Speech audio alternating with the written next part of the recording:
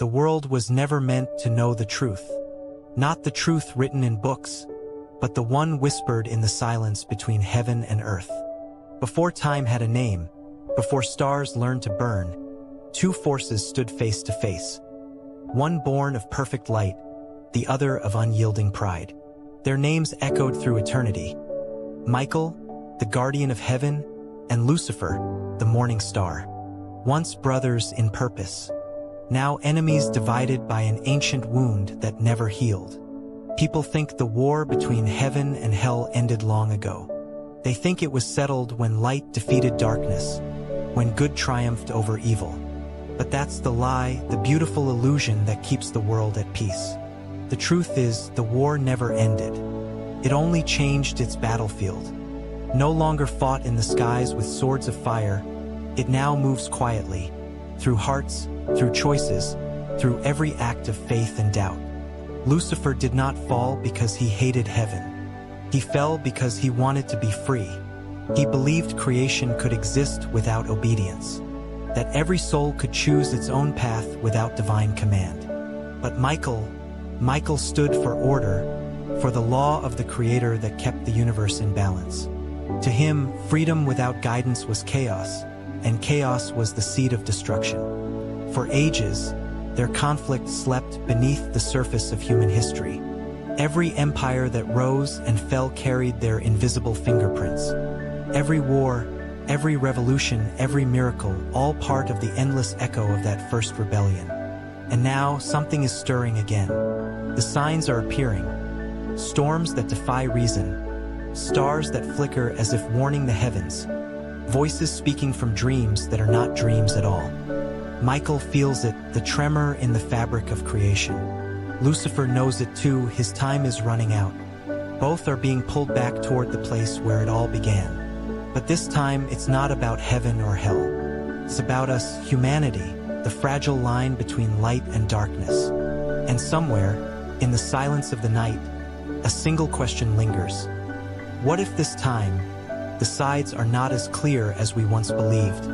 What if Michael's faith becomes his weakness, and Lucifer's rebellion, his redemption? The skies are moving again. The prophecy never ended. The sound of wings approaches, carrying both mercy and wrath.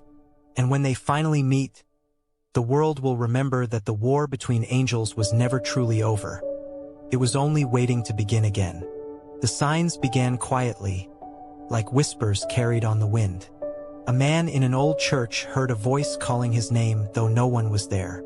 A scientist studying solar flares noticed patterns that seemed almost intelligent, as if something beyond the stars was trying to communicate.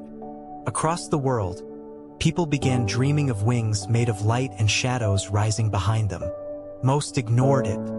Some feared it. But a few understood that the ancient war was moving again. Lucifer had watched humanity with both admiration and sorrow. He saw their strength, their chaos, their endless desire to reach beyond the limits set for them. To him, they were proof that creation was never meant to be controlled.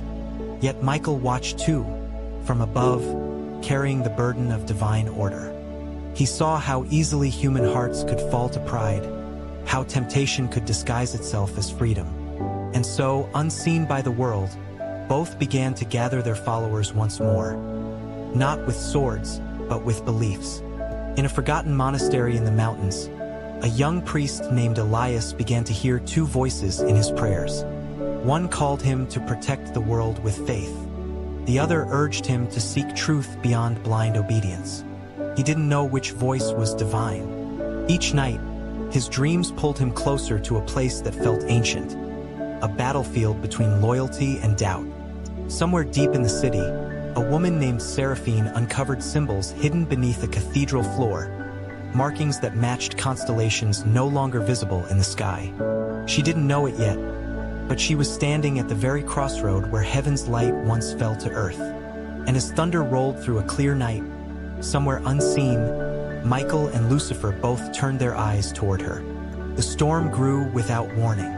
Clouds spiraled above the old cathedral as if pulled by an unseen hand. Inside, Seraphine stood frozen before the ancient markings that now glowed faintly.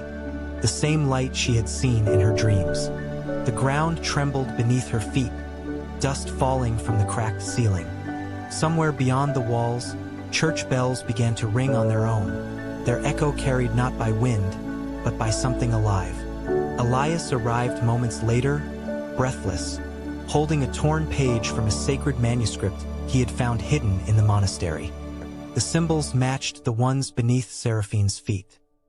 He tried to speak, but his voice broke under the weight of what he saw. The page spoke of a veil, a thin barrier between heaven and earth that was weakening. When it fell, the final battle between light and shadow would begin, not in the skies, but within every living soul. The air grew colder. The light from the symbols began to twist, one side burning gold, the other dimming into a deep, cold blue. Elias felt two forces pulling at him, each whispering his name. One promised peace, the other promised truth.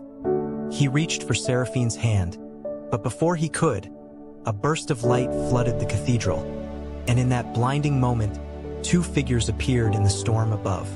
Neither fully seen nor fully hidden, their presence made the world itself hold its breath. One radiated calm power, wings like dawn. The other burned with a sorrowful glow, eyes heavy with memory. Seraphine fell to her knees as the air vibrated with their unspoken words. The storm stilled for a heartbeat, and then the light cracked across the sky like thunder. Lucifer had returned, and Michael had come to stop him.